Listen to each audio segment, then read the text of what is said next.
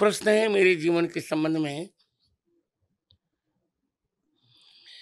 तो इसके लिए मैं यही कहूँगा, एक छंद के साथ। जी गुरु जी। कंटक वृंद के बीच खिले पशुओं के लिए प्रतिकूल बने हम, आतप शीत बयार सहे अली गुंजन को अनुकूल बने हम। मालिक मालिक शोभा बढ़ाकर भामिनी के सदुकूल बने हम। मनोज जी, जीवन की बगिया में अहो शतशूल सहे फिर फूल बने हम। शतशूल सहे फिर फूल बने हम। गुरु जी, इशारा किधर है? अपने ही जीवन के लिए है। जीवन के उस प्रसंग की ओर 14 जनवरी 1950 को उत्तर प्रदेश के जौनपुर जिले के पूर्व सानीखुर्द ग्राम, अब योगी जी ने, क्योंकि वो मेरी माता जी के बहुत भक्त हैं और मेरी माता जब तो साकेत वासी हो गई, अब उन्हीं के नाम से पहले जो सानीखुर्द था वो सचीपुरम। अच्छा, तो वहाँ जन्म लेने माई के नाम रहे सची माता, सची मिश्रा। जी जी जी। यही माई, यही नाम चैतन्य महाप्रभु की भी माँ का नाम था, सची मिश्रा। सची मिश्रा। तो आज जन्म के 2 महीने के पश्चात ही जी मैंने अपने नेत्रों को विदा किया। अच्छा, 2 महीने के पश्चात ही ये हो गया? हाँ जी जी। और चूंकि परिवार संस्कारी था जी,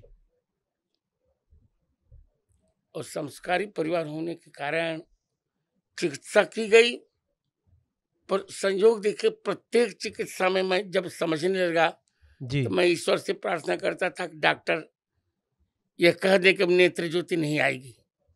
आप प्रार्थना करते थे? हाँ। ऐसा क्यों? इसलिए मैं जानता था जी कि आंखों से बहुत से अनर्थ हुआ करते हैं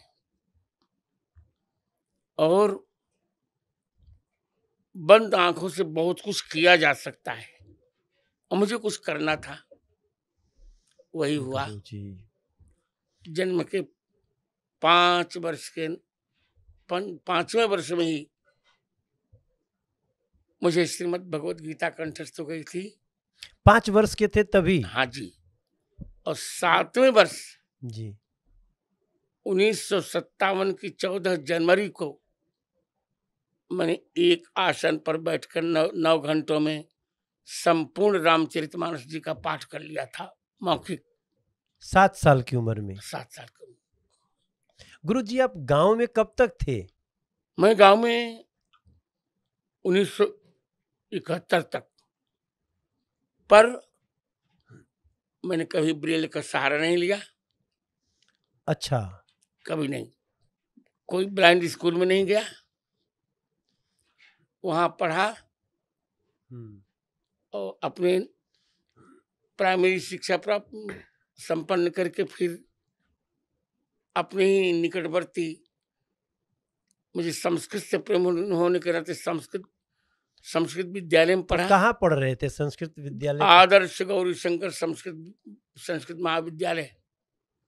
अच्छा, वहां से पढ़े? जो सुजानगंज जौनपुर से। जी। पर अध्यापक मुझे पढ़ा नहीं पाते थे। अच्छा, क्यों? क्योंकि मेरे प्रश्नों का उत्तर नहीं दे पाते थे। अच्छा। तो उनको वाराणसी आना पड़ता था। तो कहते थे कि जितना हमको वेतन मिलता है उसका आधा तो हमारा चला जाता है आपके प्रश्नों का उत्तर देने के लिए। इतना पढ़ने जाना पड़ता था वाराणसी, और फिर भी मुझे संतुष्ट नहीं कर पाते थे वो। और आप प्रश्न करते रहते थे? मैं प्रश्न करता रहता था। तो कोई ऐसे गुरुजी जो थोड़ा सा नहीं ज्यादा? सब चकित थे। आपको जानकर अच्छा लगेगा, मैं एक ऐसा व्यक्तित्व हूं जिसने अपने जीवन में 99% से नीचे कभी देखा ही नहीं।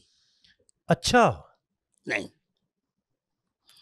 प्रत्येक कक्षा में 99% जी। और अंतिम में तो 99.9, एक तो एक अंक अवशेष रह गया, वो भी मैंने दक्षिणा में दे दिया तब। अच्छा। फिर 1971 में मैं आ गया वाराणसी। वाराणसी में कहाँ? वाराणसी में संपूर्णानंद संस्कृत विश्वविद्यालय में। अच्छा। वहाँ बहुत अच्छे अच्छे विद्वान थे, जिसमें अभिनव पाणिनि कहे जाने वाले पंडित रामा प्रसाद त्रिपाठी, अच्छा। और 3 और मेरे शिक्षक थे, जो भूपेंद्र पत्र त्रिपाठी, कालिका प्रसाद जी शुक्ल, ये सब याद हैं? सब मुझे स्मरण है। और आनंद आता था पढ़ने में। वहां संतुष्टि मिलने लगी? वहां संतुष्टि मिलने लगी, पर चकित करता था मैं। अच्छा। साहित्य के एक थे, तो उन्होंने कुछ अहंकार भरे शब्द का प्रयोग किया था, तो मैंने कहा ठीक है। 8 दिन तक मैंने कक्षा नहीं चलने दी, मेरे प्रश्न का उत्तर वो नहीं दे पाए। तो 8 दिन तक? तो मैंने कहा आज से अब आपकी कक्षा में मैं नहीं आऊंगा। अरे! सब जानते थे, और मेरे आचार्य भी मुझे, मेरे लिए एक वचन का प्रयोग कभी नहीं करते थे, मुझे गिरिधर जी ही बोलते थे। अच्छा, गिरधर जी? मेरा पहले का नाम था अच्छा। गिरिधर लाल मिश्र। अच्छा। मेरी माँ मुझे लाल गिरिधर कहती थी। अच्छा, वो अच्छा। गिरिधर लाल नहीं कहती थी, लाल गिरधर, लाल गिरिधर। प्यार से। और जब शास्त्रार्थ में मैं, मेरे पिताजी भी विद्वान थे, संस्कृत के बड़े अच्छे, अच्छा। तो उनसे मेरा जब शास्त्रार्थ होता था, पिताजी से? पिताजी से, और मेरे प्रश्न का उत्तर जब नहीं दे पाते थे, हाँ। तो मेरी माता जी को पता चल जाता था। अच्छा। तो अवधि में बोलती थी कि जब तोहरे ना ही आवत तो काहे तुम से भिड़ जाते हो, चुप रहा कर। तो पिताजी कहते थे कि तू ना समझतू। हाँ। मलकिन बोलते थे माता जी अच्छा, को, मलकिन। हाँ। तू ना समझतू मलकिन। सर्वत्र जयमिच्छेत शिष्यात् पुत्रात् पराजयम्। सर्वत्र आहा! विजय की इच्छा करनी चाहिए, पर शिष्य और पुत्र से पराजय की इच्छा करनी चाहिए। अरे वाह! तो व्यक्तित्व मेरा उसी समय उस प्रकार का था। पिताजी का नाम क्या था गुरुजी? पंडित राजदेव मिश्र। ओह! मेरा परिचय भी यही है। मेरी बड़ी बहन, आपने दर्शन किए भी होंगे, अब तो साकेत वासी हो गई, डॉक्टर कुमारी गीता देवी मिश्रा। जी, जी, मैं मिला ना गुरुजी। मेरा परिचय भी यही है। राजदेव शची पुत्र आह! वासिष्ठो मिश्र भूसुर गीता भ्राता रामभद्राचार्यो गिरिधर कवि। ओह! तो ये आप, नाम कब से आया जो आपका अभी वाला नाम है? ये तो जब मैंने विरक्त में लिया तब। अच्छा, तो ये स्वयं से चुने आपके गुरुजी ने दिया? मैंने स्वयं चुना। अच्छा। उपयुक्त वस्तु को नाम मात्र का था, कुल उनसे लगोटी वाली थी। मेरी दीक्षा गुरु तो बहुत विद्वान थे। अच्छा। ईश्वर दास जी महाराज दीक्षा गुरु? छहों दर्शनों के विद्वान थे वो कहाँ के थे? वो जौनपुर के सई और गोमती के संगम पर रहते थे। अच्छा। ब्राह्मण परिवार के थे, और उन्होंने केवल मुझको एकमात्र दीक्षा दी थी 24 जनवरी नहीं 24 जून 1957 को। जब आप 7 साल के थे? तभी जब मेरा यज्ञोपवीत हुआ था। तो उसके बाद सुना, जाते थे पढ़ने? हाँ, तो उन्होंने कह दिया था कि केवल तुम्हें दीक्षा दे रहा हूं, और मेरा शरीर लोग नहीं देख पाएंगे, हम्म मैं शीघ्र जाऊंगा। तुम जगत गुरु बनोगे पर मैं शरीर से तो नहीं देख पाऊंगा। और संयोग से बाढ़ आई और उनकी कुटिया उस बाढ़ में बही और स्वयं उनका शरीर भी जल प्लावित हो गया। बाढ़ में? बाढ़ में ही वो जल प्रवाह में चले गए। वो स्वयं उनका मंत्र रहा होगा। इसके पश्चात स्वामी करपात्री जी ने कहा था कि एक विरक्त वेश के लिए केवल कॉपी स्पर्श करा लीजिएगा। मैंने पढ़ा और बहुत अच्छा पढ़ा। स्नातक में भी पूरी यूनिवर्सिटी को टॉप किया था। एक फैकल्टी को नहीं, पूरी यूनिवर्सिटी को टॉप किया था। और परास्नातक में भी जी पूरी यूनिवर्सिटी को टॉप किया था। स्नातक में 36 नंबर से रिकॉर्ड तोड़ा था और परास्नातक में 67 नंबर से रिकॉर्ड तोड़ा मैंने। और इसके पश्चात पीएचडी की वहीं संपूर्णानंद से। हाँ, और जेआरएफ पहली बार भारत सरकार में जेआरएफ चला जी। तो उस समय पूरे भारत से 8 विद्यार्थियों का चयन हुआ था और संयोग से प्रथम विद्यार्थी मैं ही था जेआरएफ में। वाह वाह वाह। इसके पश्चात डिलीट जी। तो उपाधियां तो बहुत है, तो आप देख लीजिएगा, बहुत कुछ मिला मुझे। गुरुजी, हमारा एक मन में आ रहा है, आप स्वामी करपात्री जी से मिले थे क्या? बहुत प्रेम से। अच्छा। 1971 से हाँ 1981 तक उनके चातुर्मास में रहा करता था। यहाँ तक कि विश्वविद्यालय से वो रिक्शे की व्यवस्था उन्होंने कर दी थी, तो मैं रिक्शे से उनकी कथा सुनने आता था। अच्छा। 1976 में उन्होंने कहा कि मुझे आप कुछ सुनाइए। तो मैंने भागवत जी के प्रथम श्लोक पर 2 महीने के कार्यकाल में उनके 1600 भाव सुनाए थे। मंच पे या सामने? मंच पे। मंच पे। तो उन्होंने कहा कि गिरधर जी कब तक विश्राम होगा? मैंने कहा स्वामी जी, या तो श्रोता को कुछ हो जाए या तो वक्ता को, तब विश्राम हो सकता है। बहुत सी प्रतियोगिताएं जीती मैंने। शिक्षण जगत में यहाँ तक कि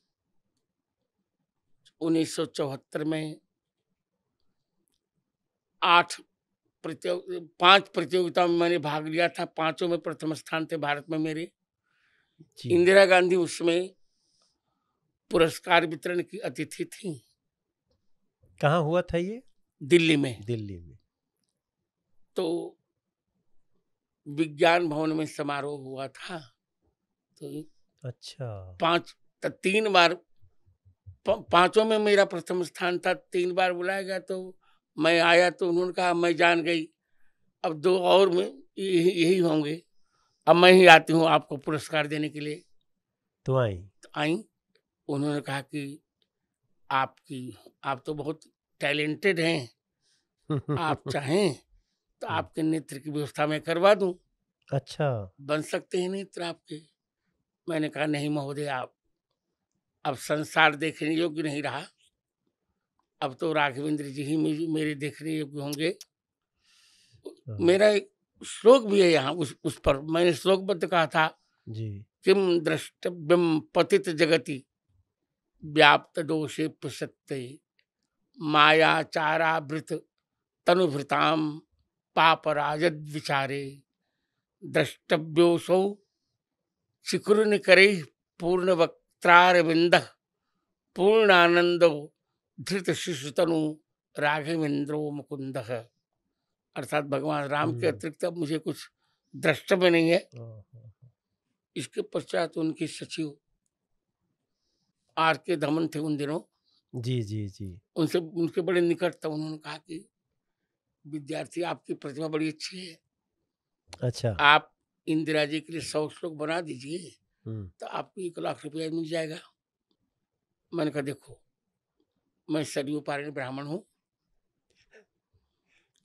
और निष्ठावान व्यक्ति हूँ, भूखों मरना स्वीकार्य है मुझे, पर भगवान राम और भगवान कृष्ण के अतिरिक्त संसार के किसी व्यक्ति पर कविता करना मुझे नहीं स्वीकार्य है।